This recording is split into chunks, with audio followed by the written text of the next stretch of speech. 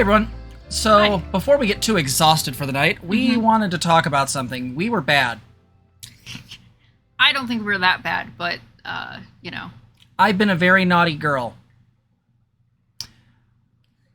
What I mean by that is that I, Bankings. not right now. Fine. So here's the thing. We were supposed to read a book together called Conflict is Not Abuse. And I do want to say we did read some of it. Probably about a chapter or two. Now, you'll probably be thinking to yourself, Jess, that video was over 2 months ago. Yes, that's true. So we hit a little bit of a wall with that book, and the reason being is that we were listening to the audiobook, and we tried to listen to them on the way to my my FFS appointment. And the problem was that the person who read it was the person who wrote it, and they spoke in a very low therapist-y voice, and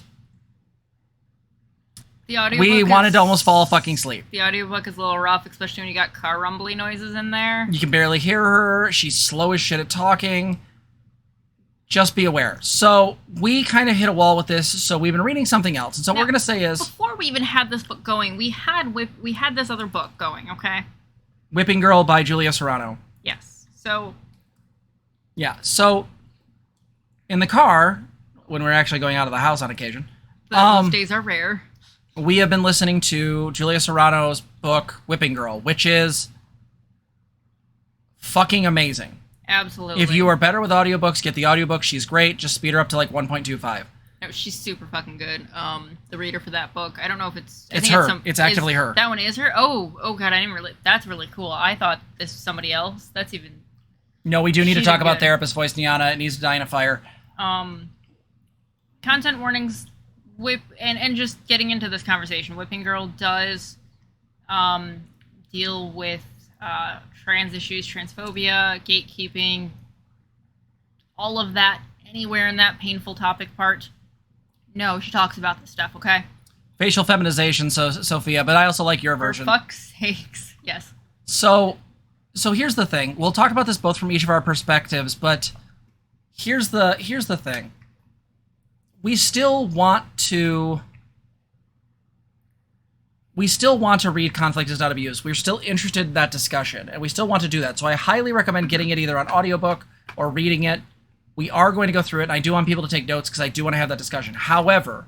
You are allowed to disagree with various parts of this book. Please understand. Or the person that wrote it. We heard back that there's Absolutely. some things that she's justified that I would not agree with. We are reading this because there could be some wisdom in it, not because we agree with everything she says. Let's be adults. Yep. However, I'm also going to invite people to check out the book Whipping Girl, because I think I want to talk about that book more. Julia's takes on the ways that the medicalization of trans people and the way in which it's been weaponized specifically against trans women, and by extension has led to the invisibility of trans men and trans masc people, Yep. is fucking fascinating. Her takes about the notions of trans misogyny and the way in which, like you guys got to understand, one of the things that's really wonderful in that book is she talks about, not wonderful in that it happened, wonderful she mentions it. Hey there, Danny, how are you? So one of the things she mentions in that is the idea that essentially there is a history of incredible sexism and incredible toxicity that is built into the medicalization process. Things that I didn't even know about, such as... Oh god, yeah. We just got done with this section. Yeah. Oh, thank you, Clink. I appreciate that.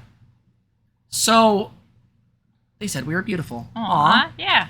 So, one of the things that I think is really part of it is that book has been updated somewhat from the 90s and early 2000s, Wait. So that's fine. Are they referring to Conflict is Not Abuse? I don't remember. I don't know. Okay. I don't know at this point. I'm just referring to... I know that... Please keep discussion on Julia Serrano's book right now, because I'm going to get real confused, okay? So here's the thing. I'll speak about it from the trans femme side. Zena can speak about it from the trans masc side. Mm-hmm. The trans femme side of this is really simple. The simple fact of the matter is that doctors, because they thought femininity by its nature was in and of itself pathological, they would spend most of their time studying trans women.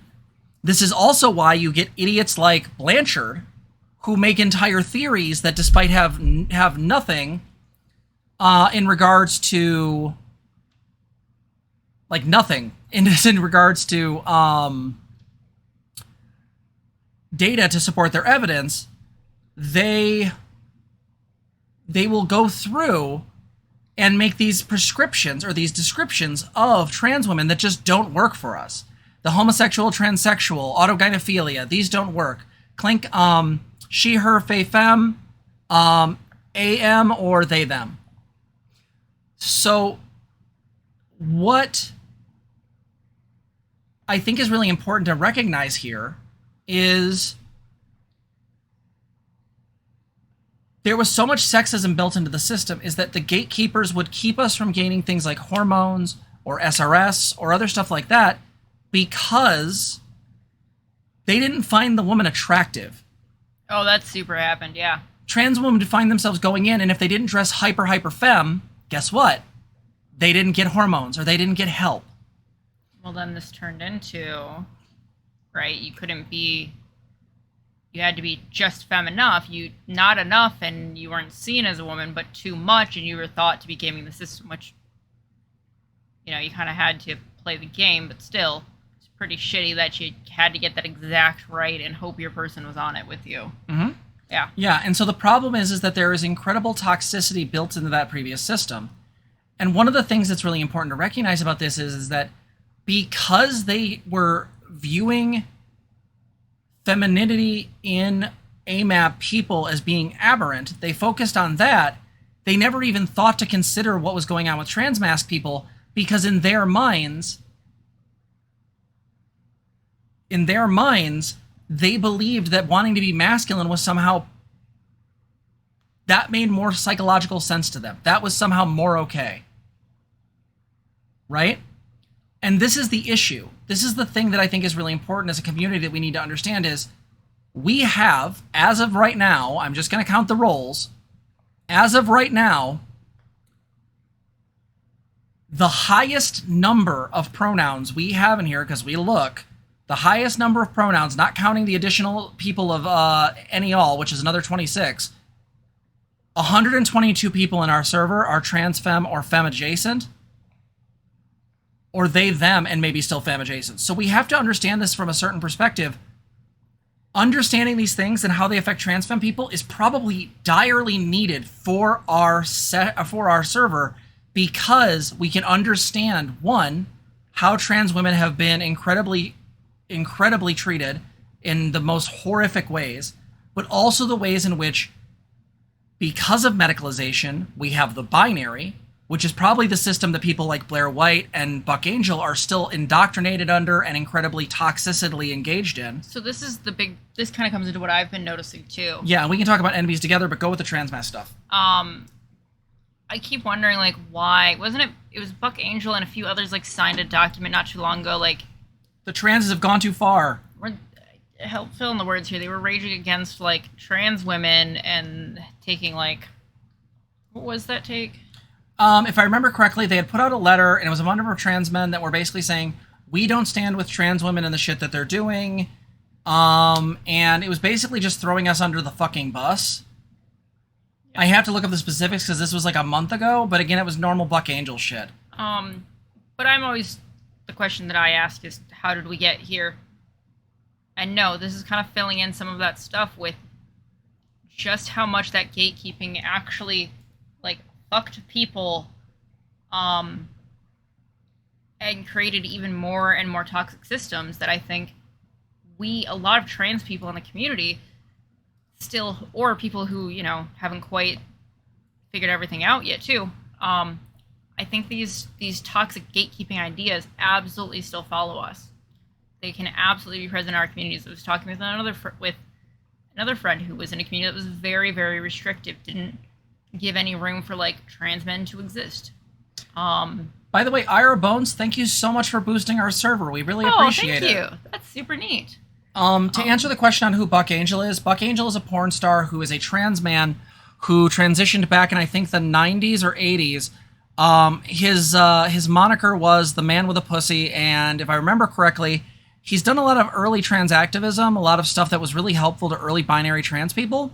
He is a huge adherent to the notion that he's not a real man, and that to some degree the transes and the transgenders have gone too far. He uses the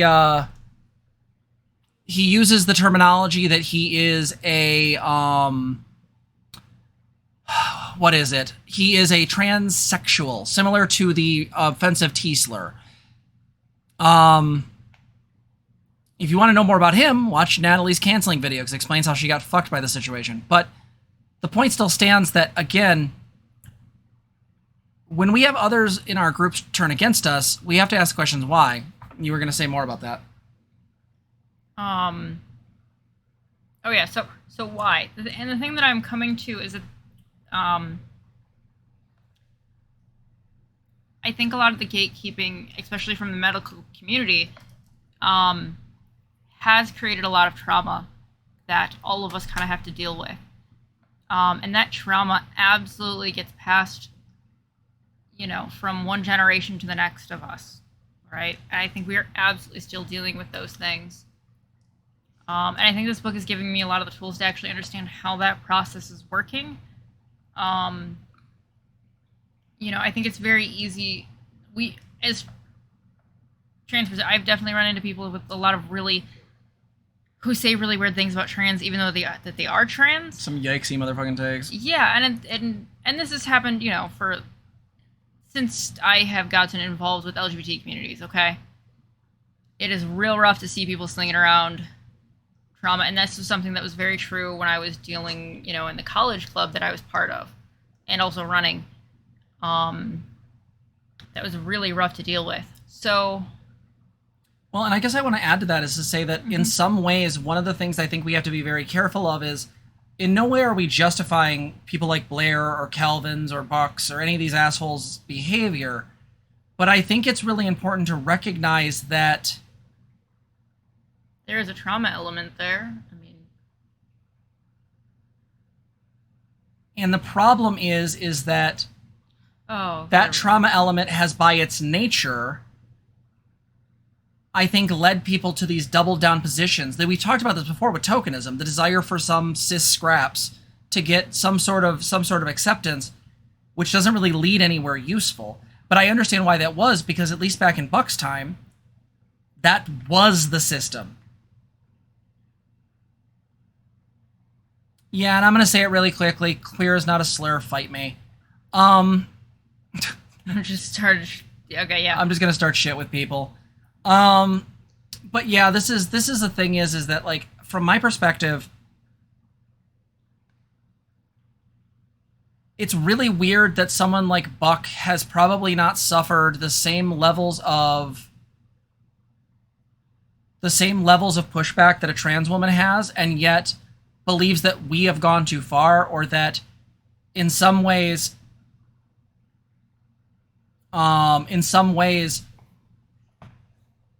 is willing to sort of throw people, including gender nonconforming people, under the bus, when the flag that was made to represent trans people, the white in it, is gender nonconforming people, or what we would call non-binary people today.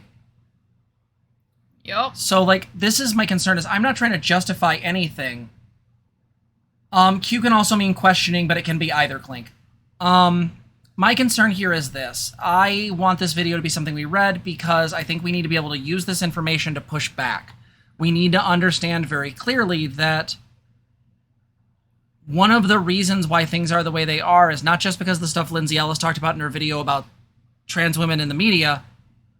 We also have to explore the reasons how trans women were treated and how they were engaged with. Some of the toxicity, some of the ways that, I mean, let's just face it. There's a history of horror being inflicted on trans women because the idea of being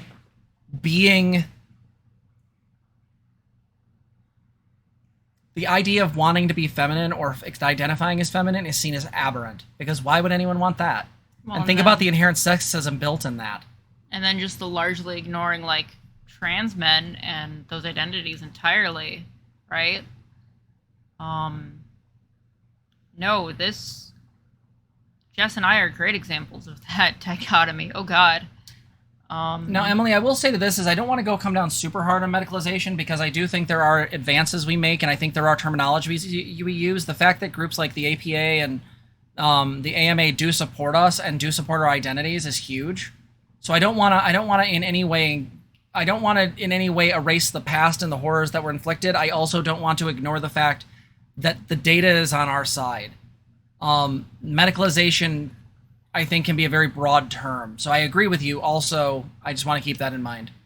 So I think as a trans masculine person, I would really suggest this book because it also helps give a lot of language to what is going on and a lot of examples of how these systems are. And I think having a broad understanding of that is still really, really helpful. And I still love the way that Julia Serrano has coined a lot of different terms to talk about stuff. I actually really love the language in her book, and I think it's really helped me to go, okay, I've got way better ways to explain my experience or, figure things out internally. And I do notice a lot of conversations in our community where people get really stuck with the basic, like, hey, sex is this, gender is that, right? If you've ever used a genderbread person to, teach to, a cis person in 5 minutes or less, okay, you're doing the equivalent of going, this is your arm, this is your head, this is your stomach, to a toddler, okay? It's the same deal. All right, that's the level we're breaking this shit down. I'm sorry, I'm going to go with Sophia Fletcher. I agree. Thomas Aquinas is a fucking idiot. I'll also throw this in. Have you seen Girls? They're awesome. Fair enough. But having a more complex language of better understanding, one that can actually talk about cis folks' gender and trans folks' gender is, I think, really fucking powerful from this book. And so I do recommend it, no matter what gender expression you are experiencing. So there we go. That's my plug. So here's the plan. We're going to finish our copy of Whipping Girl. We're going to take some notes, probably talk more about this next time, probably go over some more Julia Serrano stuff then. Yep. And additionally, I want to still encourage people to...